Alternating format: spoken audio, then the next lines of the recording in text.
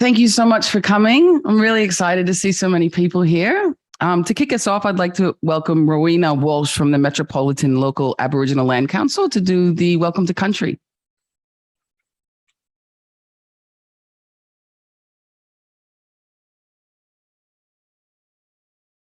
Good morning. Thank you for that very warm welcome. As introduced, my name is Rowena Walsh-Jarrett, and I'll be performing your Welcome to Country. I would like to start this cultural process by acknowledging our elders past, our elders present, and our ancestors, as well as all Aboriginal and Torres Strait Islander people in attendance today. I am a proud Dharawal Gumbaynggirr woman. I was born on Gadigal land with the Gweagal, Bidjigal, Wangal, and Gadigal, among other Sydney Basin clan bloodlines. My maternal grandmother is from the Timbri family of La Perouse, and I come from an unbroken line of Kooris born here in Sydney, pre-Cook. My people traditionally were fishermen and shell workers. Those cultural practices are still continued through our shell work art, fishing and gathering, and continuation to care for country. Traditionally, we would move about following fishing seasons in this very harbour and surrounding rivers, from as far south as Wreck Bay and as far north as the mighty Hawkesbury River, never taking more than we needed from our lands and our waterways. My family still proudly live and work on country out at Lapa, in Redfern and surrounding areas. And much like today, traditionally many nations gathered around the Sydney Basin area because of its great cultural significance and to ensure that our cultural knowledge, practices and laws were passed on. Often moving around amongst our Sydney people and surrounding mobs areas, we would follow customs such as being welcomed onto country by neighbouring nations or nations whose country we would pass through for reasons such as ceremony, marriage, and trade. Traditionally, clan groups are waited on neutral ground or boundary areas awaiting permission to enter country. This traditional custom was carried out to acknowledge ancestors, people of the land past and present, acknowledge their customs and their laws, and to respectfully adhere to those customs and laws whilst on country. In turn, this ensured your safe passage through country. So it is with these experiences, the knowledge passed down to me, and the bloodlines within me that I'm honoured to welcome you. I welcome you to Gadigal country, land of the Gadi clan. Welcome. Always was and always will be Aboriginal land. Thank you very much.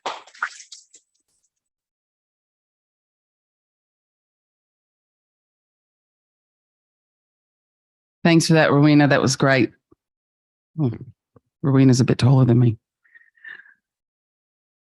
Welcome to Creating Inclusive AOD Services for Gender and Sexuality Diverse People. Thanks so much, everybody, for coming. I would also like to acknowledge that we are on Gadigal land today. And again, thank Rowena for doing the Welcome to Country and acknowledge the traditional custodians of the land on which we are standing. We extend this acknowledgement to all Aboriginal people here present today. This land was never ceded. My name's Sarah, for people who don't know me. I'm I think I can still say new clinical director at NADA. I think I can stay new for another year. I've been at NADA for about 3 months, and I'm really excited to be a part of this forum today. Just a little bit of history or context. In December 2019, NADA held its first gender and sexuality diverse network, of people who are of the community that work in the AOD field, because there was a survey that went out that acknowledged that 15% of people that worked in the AOD field identified as being gender and sexuality diverse. So this is our first forum that's come from that network, and we're really excited to be here. And I'm going to introduce Jack Freestone, who is going to do our first presentation. And Jack works at ACON in alcohol and other drug research. He is also concurrently completing a PhD, and his research focuses on community education, needs, and peer-led responses to sexualized use of GHB and crystal methamphetamine. Welcome, Jack. All right. Thank you so much for having me today. I too am just going to acknowledge that we're meeting on stolen land this morning, the Gadigal people of the Eora Nation. I want to pay my respects to elders past, present and emerging, extend those respects to any Aboriginal or Torres Strait Islander people who may be with us today. And I also want to thank NADA for having me here today and for putting on today as well. NADA invests a huge amount of energy and resources in ensuring that our alcohol and other drug services in New South Wales can be affirming, safe and inclusive for sexuality and gender diverse people. And that means a lot to myself personally, and it means a lot to ACON as well. And also thank you to all of you for coming along today. So I've been called in to present today in place of Samara Shihata. So Samara really prepared a lot of the content for this morning's presentation, and I just really want to acknowledge that.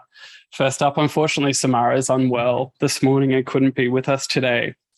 And as today I'm going to be talking about definitions and understandings of sexuality and gender diversity, or what LGBTQ plus means, I feel like it's particularly important for me to acknowledge up front that I myself am a cisgender gay man, and I use he, him pronouns.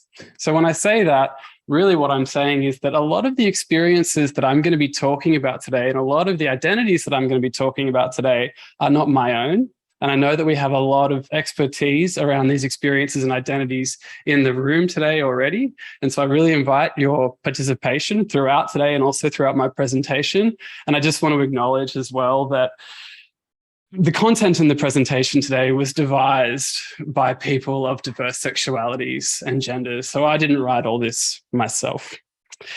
So I'm here on behalf of ACON. Many people in the room may know who ACON is, but some people might not know who ACON is. So ACON is a community health organisation specialising in the health and wellbeing of sexuality and gender diverse communities in New South Wales. We are a reasonably old organisation. We came to be in 1985, so we're 37 years old now. And originally we were founded to help people to prevent HIV and to assist people who were dying with AIDS at that time. However, over 37 years, the remit of ACON's work has broadened considerably. And now we work with people across the sexuality and gender diverse spectrum. And we also work across a broad subset of health and wellbeing matters, including alcohol and other drugs. So our work spans mental health programs, our work spans domestic and family violence, we do specific programmatic work for trans and gender diverse people, and we also have an extensive alcohol and other drug program. Now, our alcohol and other drug program includes counselling services. We have services that are based around outreach for overdose prevention and overdose response. We have a needle syringe program, and we also have a growing program of alcohol and other drug-related research. And the reason why we invest so much in our alcohol and other drug program at ACON is because we know that LGBTQ plus communities experience disparate outcomes when it comes to alcohol and other drug use. So I've got a little bit of data to talk you through there. So since lesbian, gay and bisexual people were included in the National Drug Strategy Household Survey in 2009. That survey has documented that lesbian, gay and bisexual adults use drugs and alcohol at heightened rates by comparison to heterosexual people. So specifically, LGB adults are more likely to smoke, drink, use inhalants and amphetamines than heterosexuals. Now, that survey doesn't collect adequate data on gender. What that means is we don't know how many people in that survey are cisgender or how many people in that survey are transgender. And if you don't know what those two particular terms mean, then we're going to get onto that more throughout the presentation this morning. So when we look at data about trans and gender diverse alcohol and other drug use in Australia, we look at population-specific surveys. And some of those population-specific surveys indicate to us that there is an elevated rate of alcohol or other drug use among trans and gender diverse people. So specifically, the Trans and Gender Diverse Sexual Health Survey that was conducted by the Kirby Institute in 2018 recorded that 15.8% of trans and gender diverse people reported sexualized drug use in the previous 12 months. The Trans Pathway Report, which was conducted by the Telethon Kids Institute, recorded that among trans people aged 14 to 25, 29% used cannabis, 17.5% used sedatives, and 6.9% used amphetamines. Now, when we talk about prevalence of alcohol or other drug use. We know that alcohol or other drug use in and of itself cannot be always a proxy for the experience of harms. However, we also know that people from sexuality and gender diverse communities do experience harms around alcohol and other drug use, and that those people definitely are deserving of affirming, inclusive and safe alcohol and other drug services, which is really what today is all about. We also know from the National Drug Strategy Household Survey that lesbian, gay and bisexual people are 3 times more likely than their heterosexual counterparts to report accessing alcohol or other drug services. Unfortunately, the evidence also tells us that sexuality and gender diverse communities experience a number of barriers to accessing alcohol or other drug support as well. And those barriers might be things like historic negative experiences with alcohol or other drug or other services, or they might be things like a perception that alcohol or other drug services don't have the appropriate expertise to understand how an LGBTQ identity interfaces with the particulars around alcohol or other drug use. But it's really great that NADA is investing in the Sexuality and Gender Diversity Network and days like today and sector capacity building initiatives so that we can start to change that narrative a little bit, because we know there is some really great inclusive work that's being done in the alcohol or other drug sector around sexuality and gender diverse communities. All right. So I've set the scene a little bit with regards to LGBTQ communities and alcohol and other drugs and service access. I'm going to get into some of the more nuts and bolts of the presentation this morning, which was really about introducing language, terminology and experiences around LGBTQ+ and around sexuality and gender diversity. So I've broken up the talk this morning into 2 different sections. First, we're going to talk about sexuality, and then we're going to talk about gender. And the reason why we're doing that is because sexuality and gender are not the same thing. Sometimes they can be conflated, and that is inaccurate. And I just want to make that really clear that they're not the same thing. So on to sexuality.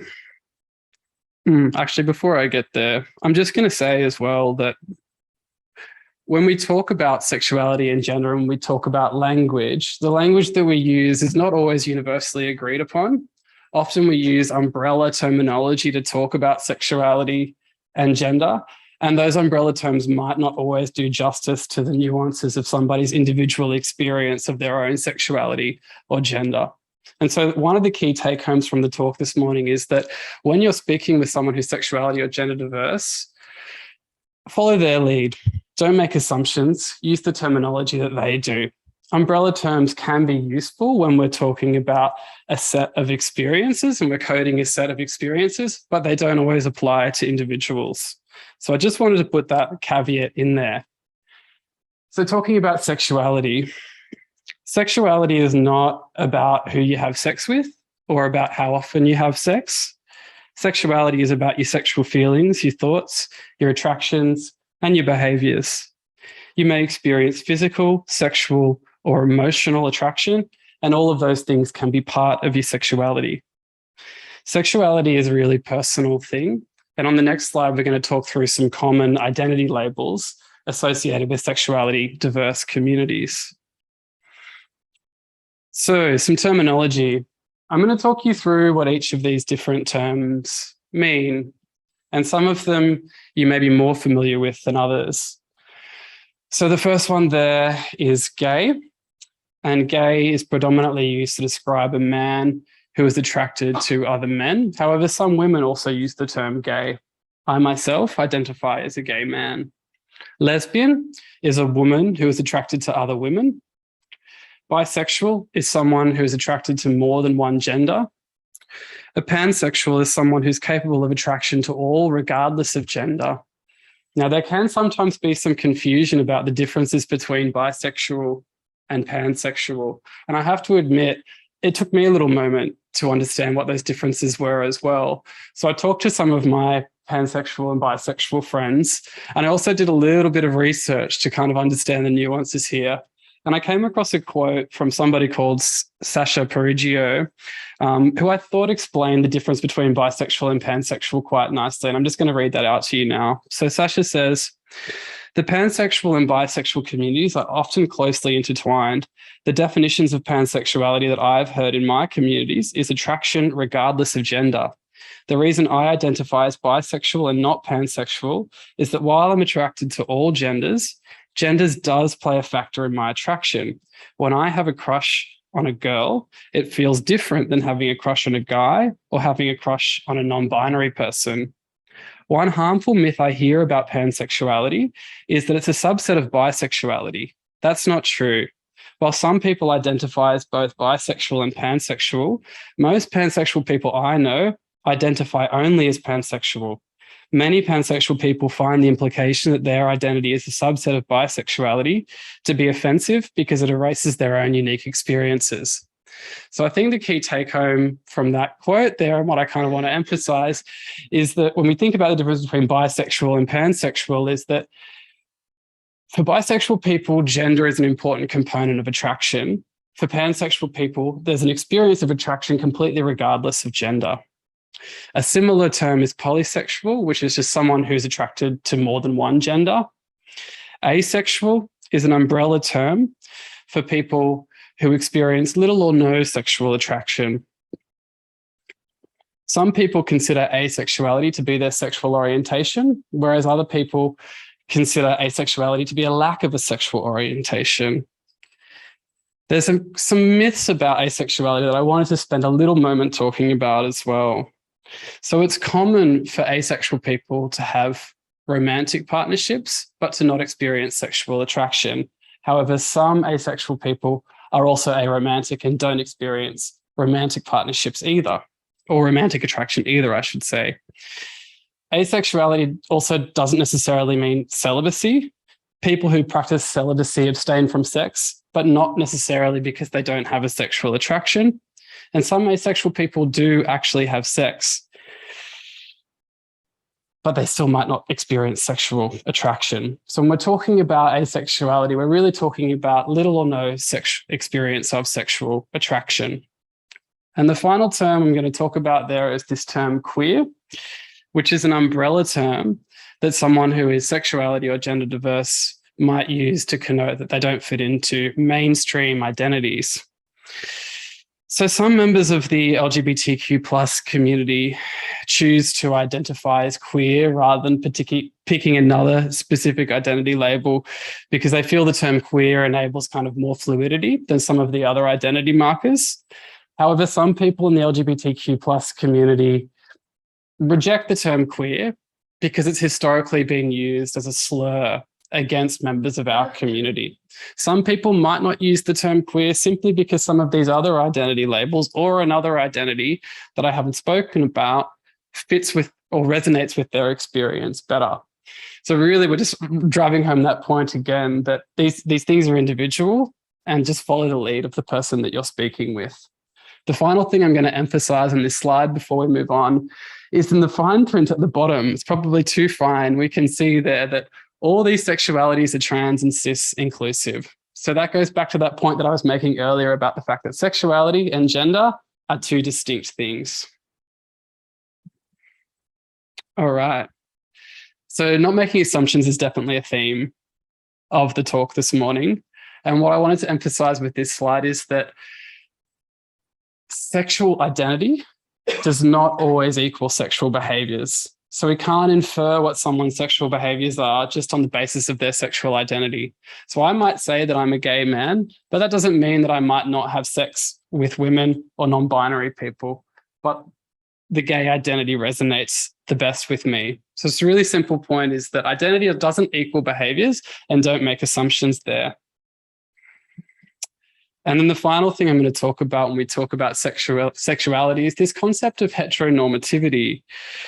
So it's relatively common to experience a sexual attraction which is not exclusively straight or heterosexual. We think about 11% of the population experiences a sexual attraction which is not exclusively straight or heterosexual.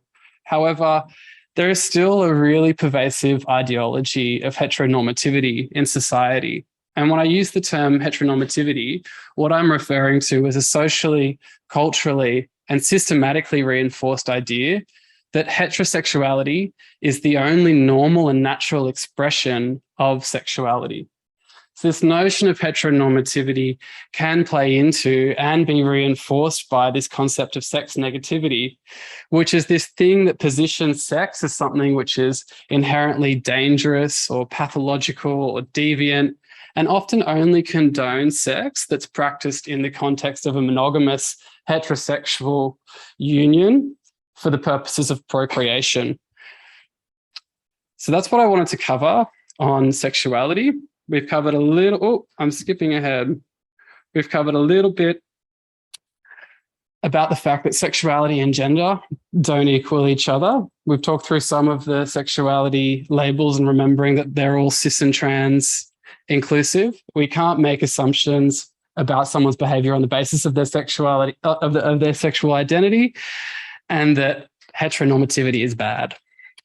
So that's my talk. I'm going to move on to the next part where we're going to talk about gender.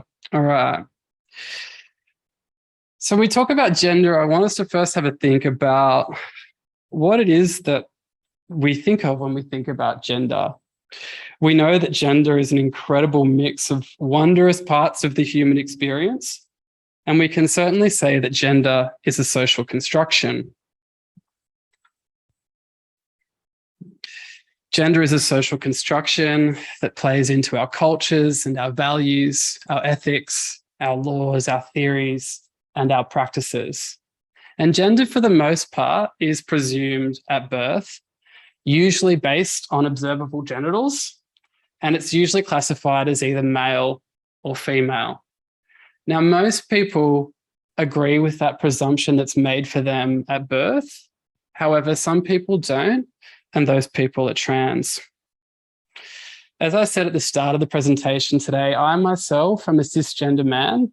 That means that I was presumed to be a male at birth, and I agree with that presumption that was made for me.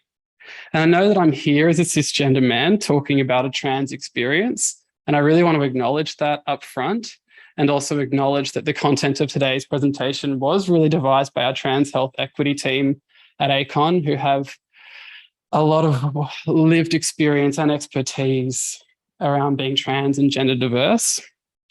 And with that in mind, I wanted to share a quote with you from my boss, who's the Director of Community Services at ACON, Teddy Cook, and he's a transgender man. And thinking about this question of what is gender, I'm going to share this quote from you from Teddy. And Teddy said, "If we think about our gender, our identity, it's about who we know ourselves to be, the relationship that we have with ourselves. You likely know what your gender is. I know what my gender is, but it does seem that trans people are asked, when did you change? At what point did you figure it out? And often the answer to those questions is, actually, I've been who I am my whole life. I might have affirmed my gender in a different way, but that doesn't mean that I haven't always been a man. The trans experience has been highly stigmatized and highly driven by pathology." So thank you to Teddy for that quote. I'm sure he'd be thrilled if he knew I was quoting him verbatim. But Teddy really emphasizes there that notion of these questions of when did you change or when did you decide are both inaccurate and unhelpful. I'm going to talk a little bit more about gender and gender experience. If we think about gender, we can think about it broken down into these three different parts: experience, identity, and expression. We think about gender experience, we think about it in terms of whether somebody might be cis or trans. So that's really talking about someone's experience of their relation to what was presumed for them at birth. We can think about gender identity, which is who we know ourselves to be, male, female, or a non-binary identity. And then we think about expression, which is about how do we communicate that to others? Do we do that through masculinity? Do we do that through femininity? Neither, both, or all of the above. I've mentioned these terms a couple of times already, cis and trans. And on this slide, we're going to talk through in some more detail about what those terms actually mean. So when we think about the definition of trans, At its essence, it's where someone's gender is different to what was presumed for them at birth. And that includes both binary, female and male, and non-binary identities. We sometimes imagine that a trans experience can be dominated by things like hormones, bathrooms, surgeries, birth certificates, but often the trans experience doesn't have to do with those things. Sometimes it does, but often it doesn't. For some people, it can be really important to say that trans in and of itself isn't a gender identity. In many cases, trans should be used as an adjective, just as you'd call someone a tall woman or a beautiful woman, you might call someone a transgender woman. For many trans people, being trans is a way of describing their journey, but not the destination. So what that means is this might be, I'm a woman with a trans experience. However, for some people, being trans or transgender is an important destination too. And that's for non-binary and genderqueer people who may experience their gender partially or completely outside of the gender binary of male and female. And so being trans can be a way of describing their gender. This is a really personal experience. And again, it's just really important that we take the lead from the people that we're talking with about how they describe their gender.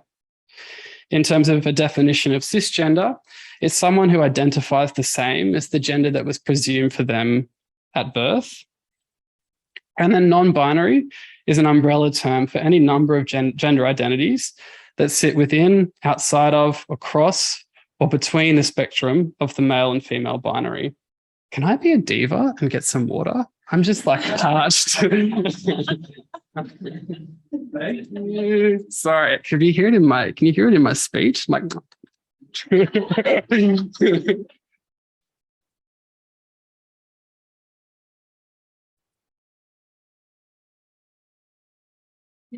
I haven't done like a presentation in real life to a group of people in a long time. And I forget that I don't have the creature comforts of my living room and my Zoom connection. Thank you. Thank you.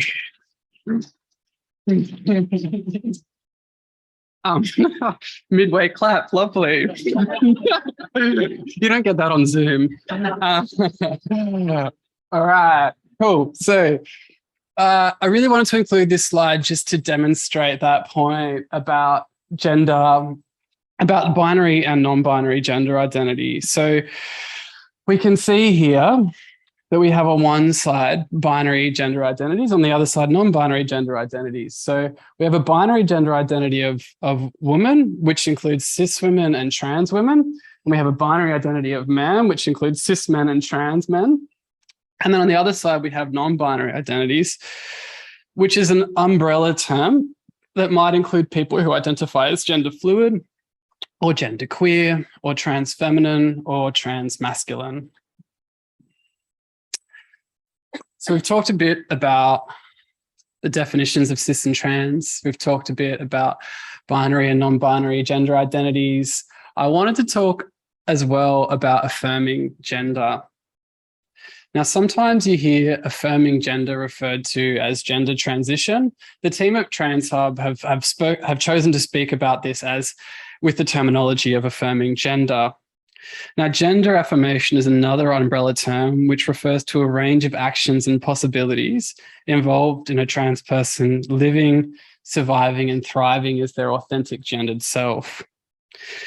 The Trans Hub team has divided gender affirmation up into 3 different sections: social, medical, and legal affirmation. Before I get on to talking about what's encapsulated within those 3 different categories, I really want to emphasize that this is a really personal process and that somebody may choose to do some of these things or none of these things or all of these things. It's really individual and there's no right or wrong way of going about affirming gender. So when we talk about social affirmation of gender, this describes how trans people introduce their authentic gendered selves to the world, whether the world notices or not. This might mean things like starting to use chosen name or pronouns, which we're going to hear about from Hannah and Leslie, or wearing new clothing, modifying shape of body, cutting or shaving hair, changing voice, or participating in sport, going to work, and participating in life as true gendered self. This can be a really liberating and invigorating process, but also a really scary process, and one where trans people need support from allies, like everybody in the room today. We talk about medical affirmation. Medical affirmation describes forms of affirmation that a trans person might do with help from doctors or health professionals.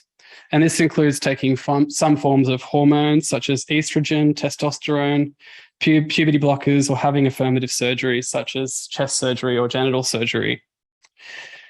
Legal affirmation describes affirming gender when working with legal and legislative systems.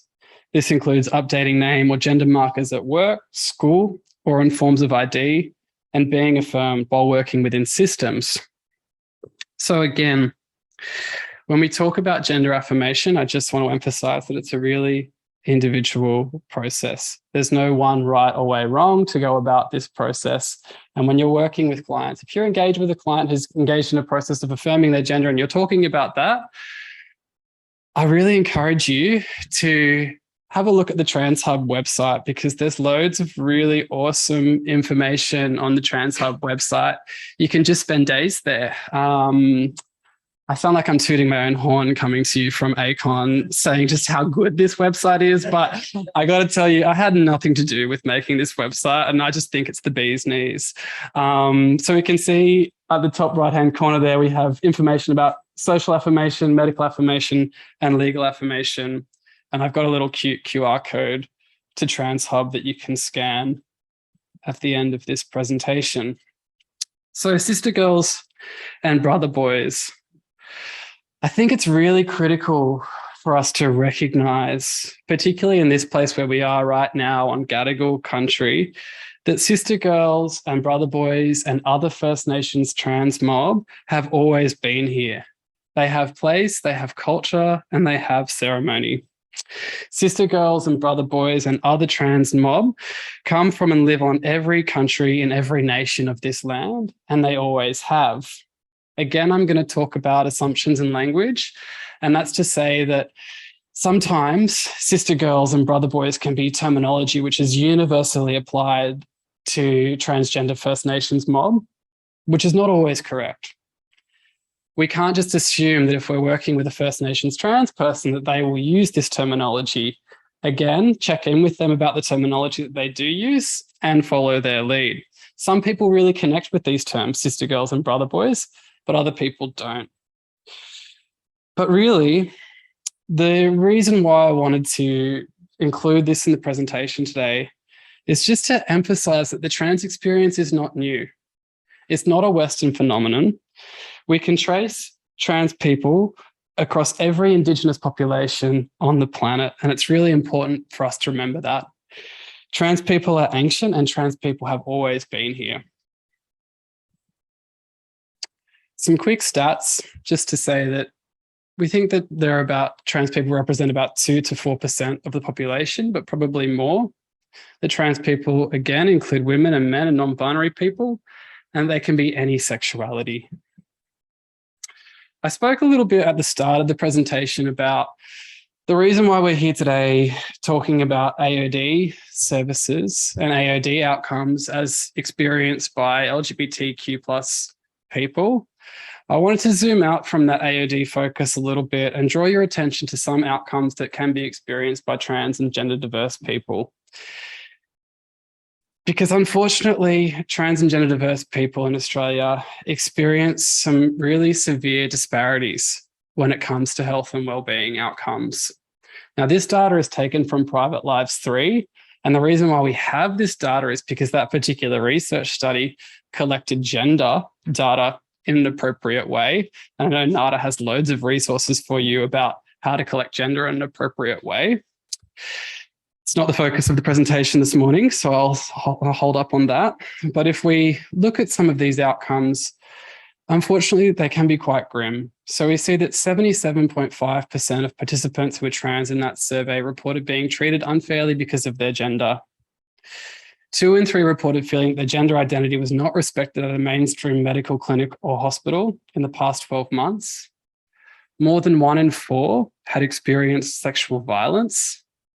and 72% reported the experience of really high levels of psychological distress. And if we look at the determinants of poor health and well-being among trans and gender diverse people, they're the same as the determinants experienced by many other populations. So things like access to healthcare, poverty, discrimination, regionality, whether communities, families, and friends are supportive, whether trans people experience negative processes through the health system, or if they experience transphobia, or if they experience violence and discrimination.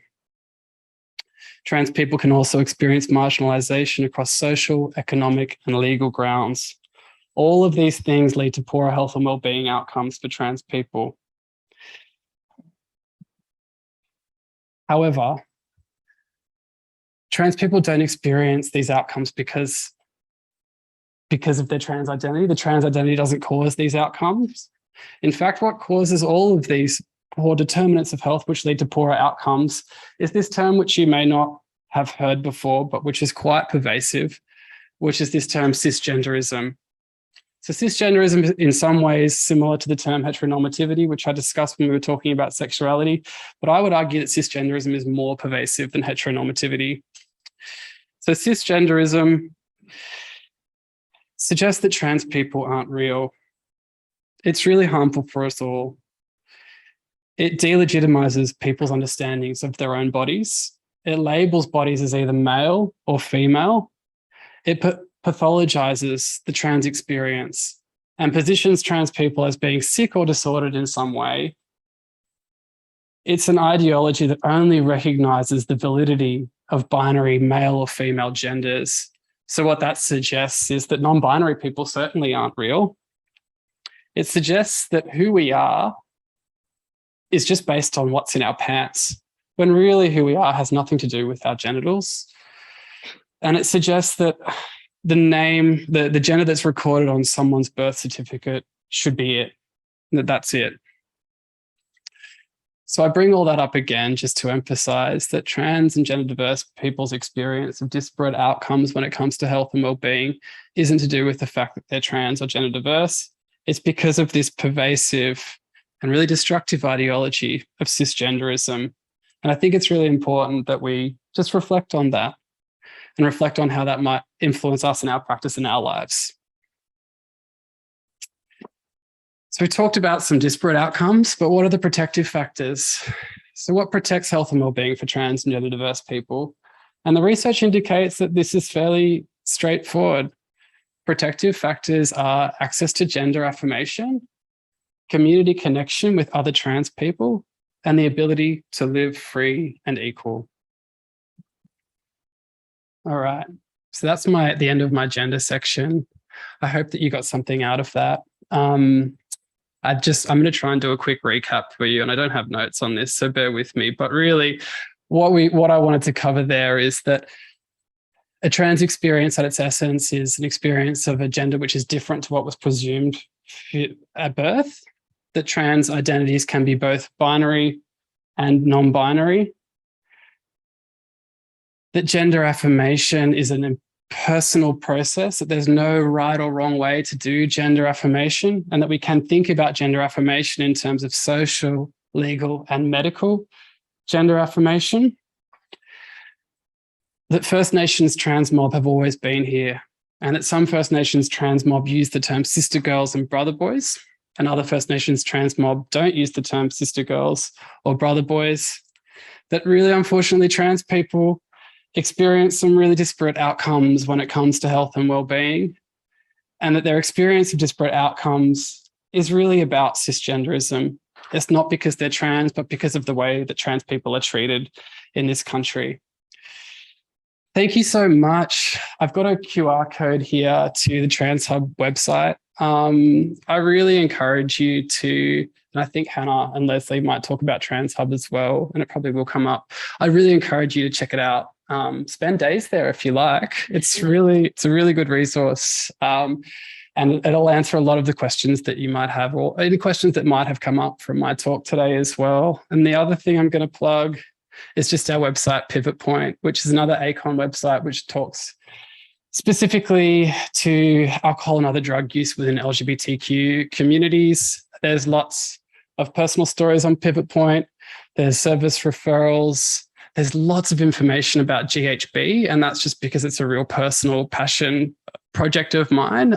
Lots of harm reduction stuff about GHB. I really encourage you to, not just because it's a personal passion project of mine, it's also a really important, thing to educate people about.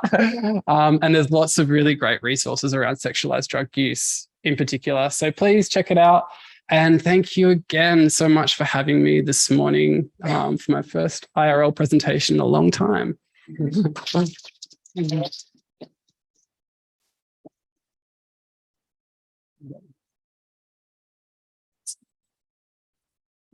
Thanks so much, Jack. That was amazing. NADA have a long history of advocating for gender and sexuality diverse people alongside with ACON and have worked on a few initiatives together. We recently did a webinar together, and that will be available soon. When we put together this forum, we really did it purposefully that Jack's presentation or ACON's presentation would be first, because we wanted to acknowledge that some people in the audience, although really want to work alongside gender and sexuality diverse people, just don't have the language. And that's fair enough. You don't know what you don't know. Now we all know. Isn't that great? So I just want to talk a little bit about what the rest of the day is going to look like. And now that we're all in the know, hopefully it will land a bit better, or you'll have a better understanding of what we're doing and the intentions that we're trying to meet here. So the next presentation will be by Leslie and Hannah, and they're going to talk about pronouns. And I think after Jack's presentation, we can understand why that's really important, and why that's something we need to take some time to unpack and talk about how that impacts people specifically when they're accessing drug and alcohol treatment. It's really important, and it's a really simple way to affirm gender. I won't do your presentation, Hannah and Leslie. The second part of the day is going to be a panel, and it's a conversation improving and supporting inclusion for women with trans experience in AOD services. And I'm really excited that this is a panel of just women with trans experiences, and it's going to be moderated by a woman with a trans experience from Black, which is an Aboriginal corporation that works with queer people or gender and sexuality diverse people. And that will be after morning tea. And then the most exciting part of the day will be lunch, when we can all talk about all the things that we've learned today and how we're going to apply them going forward. And we also will have a little workshop before lunch, because I'm going to make you work for the food as well. I would like to invite Hannah Gillard. Hannah's a project coordinator at NADA. Hannah manages projects for NADA and convenes the Youth AOD Network, Women's AOD Network, and the Gender and Sexuality Diverse AOD Worker Network. Hannah is also the contact point for NADA's Policy Toolkit and Reconciliation Action Plan. As well, I would like to invite Leslie Peters. Leslie is a public health researcher based at the Matilda Center within the University of Sydney. Their research is focused on better understanding and addressing trauma, mental health, and substance use among gender and sexuality diverse adolescents, which is very exciting. Please welcome them to the stage. Hello, everyone. Thank you so much for that intro, Sarah. I'll just pop this up here.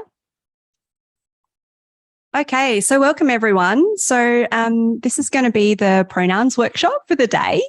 And so the presentation is essentially going to be focusing on what are pronouns, how to use them respectfully. So being knowledgeable about pronoun usage is super important in alcohol and other drugs work, whether that be sort of talking to your AOD colleagues or also talking to clients.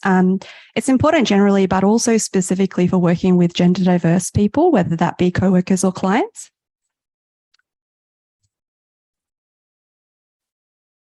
And so I just wanted to thank Rowena at the beginning of the day for her welcome to country, and also like to acknowledge that Leslie and I are on unceded Gadigal land today.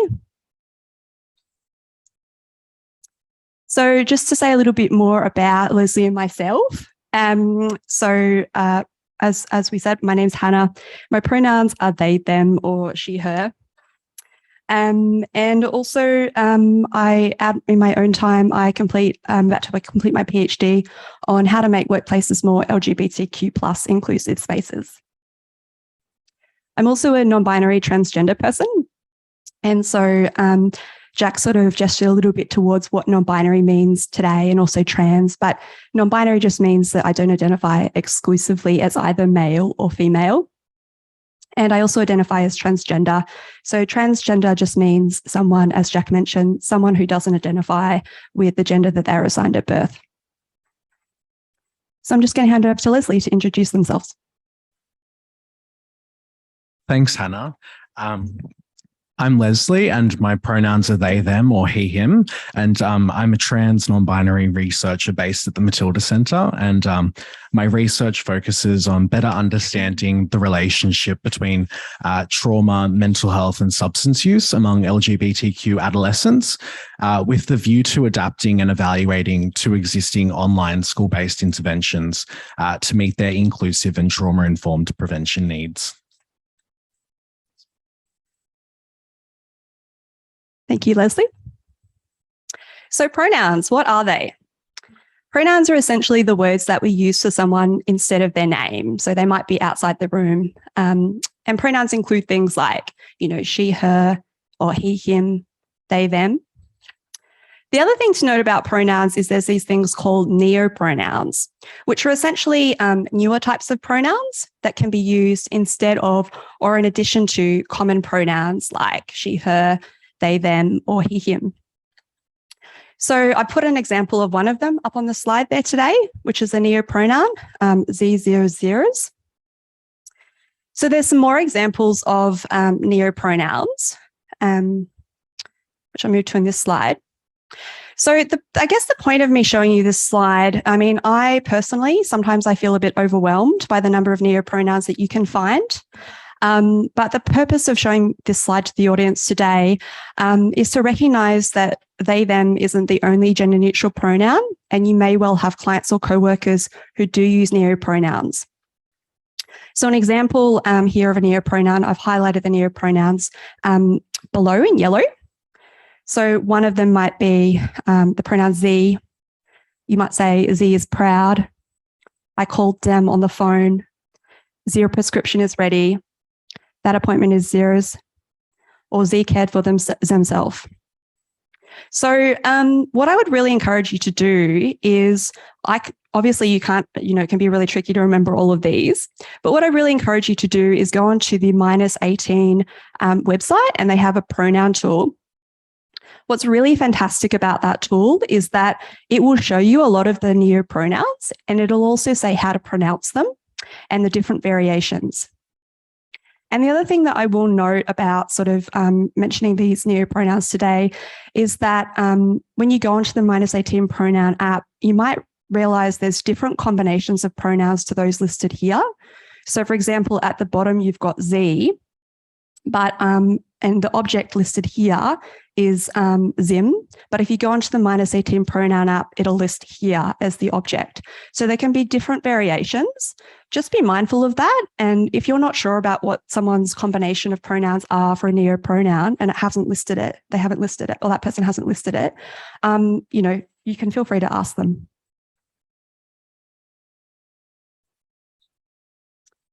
Okay. So another really important thing that I want to note is that pronouns do not equal gender. So while someone's pronouns can be a really important way to show respect for their gender identity, pronouns do not necessarily indicate somebody's gender. For example, I use they, them, and she, her pronouns. The fact that I use she, her pronouns doesn't indicate that I'm a woman.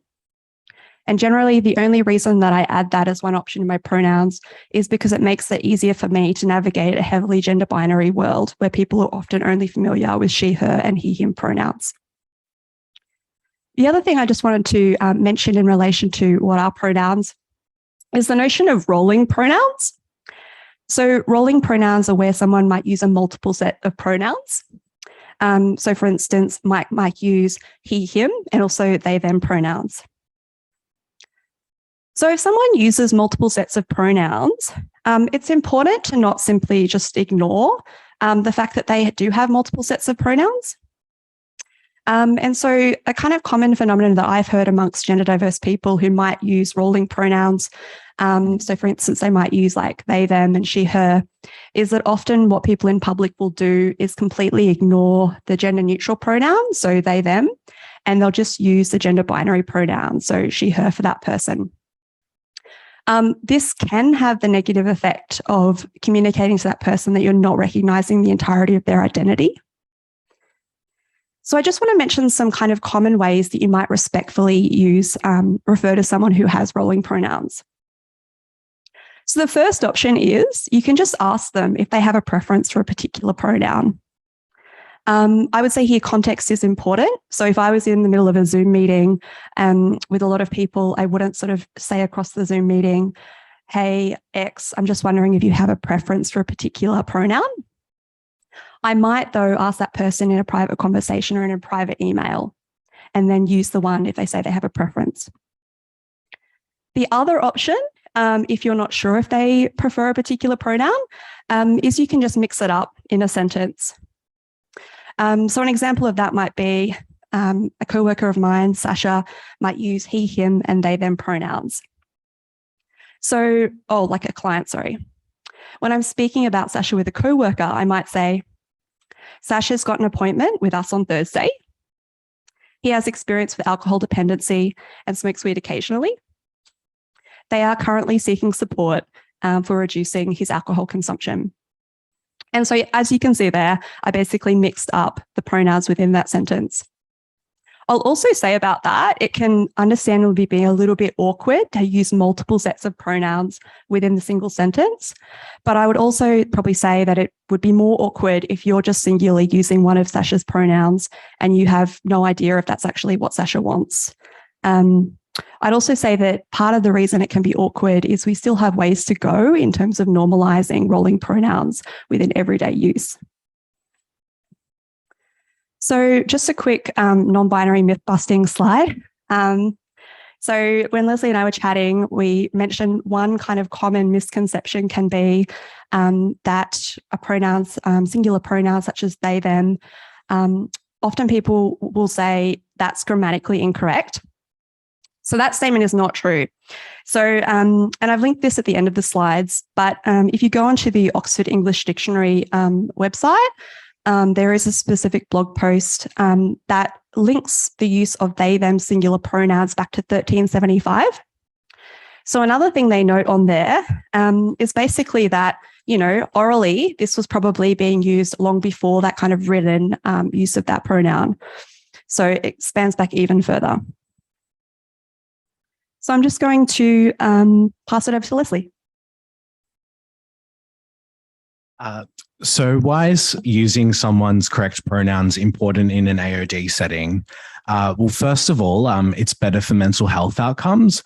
There's a growing body of literature which highlights the positive correlation between affirming one's gender through various ways, including using their pronouns correctly, and mental health outcomes.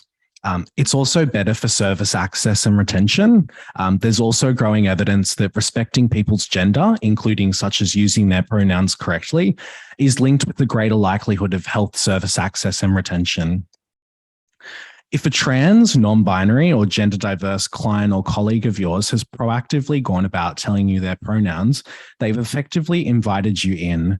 That is, they have made an informed and deliberate decision to share their pronouns with you, offering you some insight into how you can respect and affirm their identity. Their pronouns are theirs to share if and when they would like to. Your client may have told you about their pronouns because they feel you value or respect LGBTQ identities, experiences, or safety, or because they just felt like it. In the AOD setting, it's important that you listen, respect, affirm, and ask where appropriate to validate, affirm, and support when your clients and co-workers invite you in. And lastly, it's not always easy to invite people in and tell people your pronouns or that you prefer a new set of pronouns, especially new people you may have just met, such as a new doctor or health professional. So using the right ones really is a big deal and a pretty cool thing. So how can you ask somebody's pronouns as part of the AOD intake process? I'd say that asking someone's pronouns as part of the intake process can be a really great way to signal that you're being inclusive of trans and gender diverse clients. It can also be a really easy way to ensure that you're not referring to people in the incorrect way within your service. So to ask someone their pronouns as part of the intake process, you could, for example, do it after talking about gender and sexuality diverse indicators with them. But what you might do is say, do you mind me asking what your pronouns are? And then just saying pronouns are the words that we use for someone instead of their name. So for example, he, him, or they, them. You could then write this in the notes section of that person's file. So while that kind of option of writing in the notes section is imperfect because it might not be as prominent as other set fields, it can be a really important way of ensuring that you're referring to people correctly. I'd also just want to say, be quite empathetic about the fact that there sometimes, in relation to anybody who's asked this as part of the AOD intake process, there can be backlash from some clients around asking about gender and sexuality, but also notably, there could be backlash around pronouns as well if you ask this question. So clients who might be cisgender or also part of trans communities might have an adverse reaction. For a cisgender person, I would speculate it could be asking that person pronouns. There could be backlash around that potentially because that person hasn't had to query their pronouns or their gender identity as part of everyday life. And so when you put that privilege into question, that could have an adverse reaction. The other thing is someone who might be trans or gender diverse may have an adverse reaction. And speculating, there can be lots of reasons for this. It might be because that person isn't sure what their pronouns are yet. It could also be because, and I guess I say this in my own experience as a transgender person, examples and experiences of misgendering and transphobia are pretty rife in everyday life for a lot of trans people. And so thinking about all the spaces that person's inhabited before they've come to your service and experiences of transphobia on public transport, using restrooms, etc., it can be really mindful to think about that kind of context in terms of people's reactions to your questions. So the next part, I'm just going to chat with Leslie, and we're just going to have a quick sort of 2-question interview around what it actually means to use someone's pronouns correctly. So Leslie, I'm just going to ask you, what does it mean when people use your correct pronouns?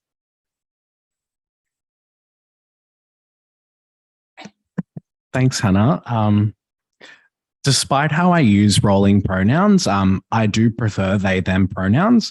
And when someone uses they, them pronouns to address me, I feel like they see me in all of my color and coolness.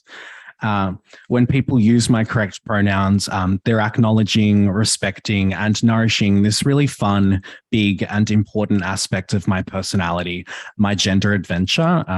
And it shows me they care for me and I can be comfortable and authentic around them.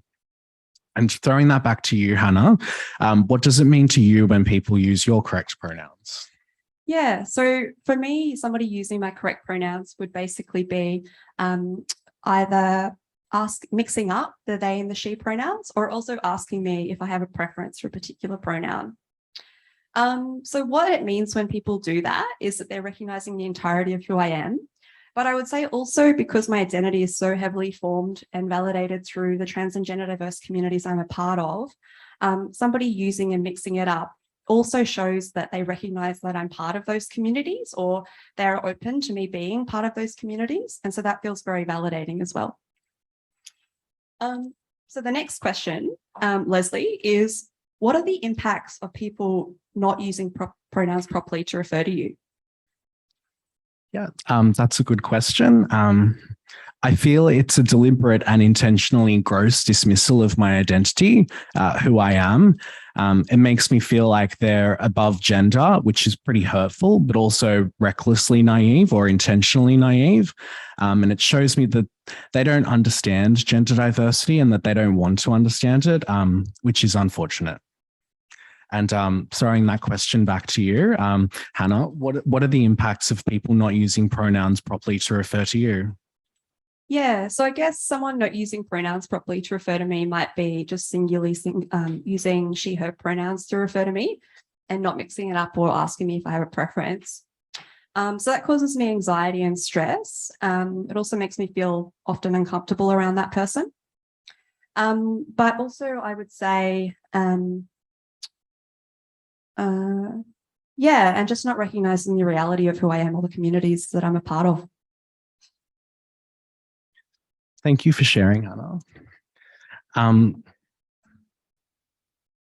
So how to use pronouns properly.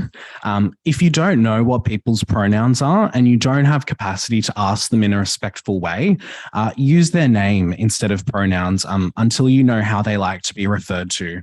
But with that being said, do ask them what their pronouns are. Pronoun cueing is also a useful strategy for gently affirming someone's gender and supporting others to do the same. Pronoun cueing is the deliberate use of words and actions to send a cue to others about someone's gender and preferred pronouns. This strategy can be used as a way to politely remind a person when they have misgendered someone else. For example, your appointment is here, she is waiting near the front desk. Pronoun cueing promotes inclusivity and reduces misgendering. In the case of gender-neutral pronouns, such as they and them, which people may be less familiar with, conscious pronoun cueing is a good way to practice and become more accustomed. Make sure to offer your own pronouns lastly before asking other people their pronouns without making any assumptions. And what to do when you make a mistake. There's a few important steps for when you do accidentally misgender someone. First of all, realize your impact. You may have hurt someone by misgendering your client or colleague. And secondly, often apologize. Often a quick, discreet apology is most appropriate, but nevertheless, it is important to apologize. It's not about making yourself feel better, but rather identifying ways to support a person who you may have unintentionally disrespected or hurt. Thirdly, commit to correcting your behavior. Make a conscious mental decision to commit yourself to getting that person's pronouns correct. And lastly, practice. Practice using that person's correct pronouns. And for example, -18's pronoun quiz is a really good gamified tool to help you practice people's pronouns in different contexts. So there can be some really great ways to support people with their pronoun, with using that person's pronouns in your everyday AOD practice. So one of the ways is you can normalize sharing your own pronouns. So for instance, you can edit your Zoom handle or you can pop it in email signatures. At NADA, we include our pronouns on our business cards as a way to normalize disclosing pronouns. Some other ways that you might be on pronouns that you might support trans and gender diverse colleagues can include you can have markers of gender diverse inclusivity around your office. So you can have like trans or non-binary flags. The other way that you might support trans and gender diverse colleagues is advocate for having a gender neutral bathroom or bathrooms at your office. And Trans Hub has a really fantastic web page on bathrooms that can give you all the information and legals around that. And also just like providing continuous learning opportunities for staff. So you can get training specifically around trans and gender diverse people beyond just like the LGBTQ+ acronym generally.